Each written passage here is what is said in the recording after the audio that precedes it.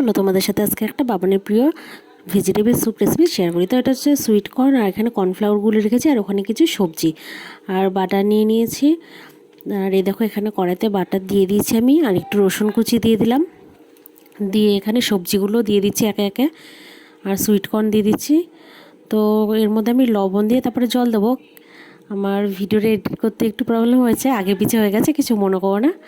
তো এই দেখো জল দিয়ে দিয়েছি। এটা আমি আগে দেখাবো, এটা আমার পরে দেখানো হয়ে গেছে। তো এবার গোলমরিচটা দিয়ে দিলাম। তো এখন ফুটে এসেছে বলে গুলিয়ে রাখা কর্নফ্লাওয়ারটা দিয়ে দিলাম। তো এই ফুটে এসেছে, আমি এখন একটু বাটার দিয়ে তারপরে নামিয়ে নেব। এখন বাবাকে জিজ্ঞাসা করব কেমন হয়েছে।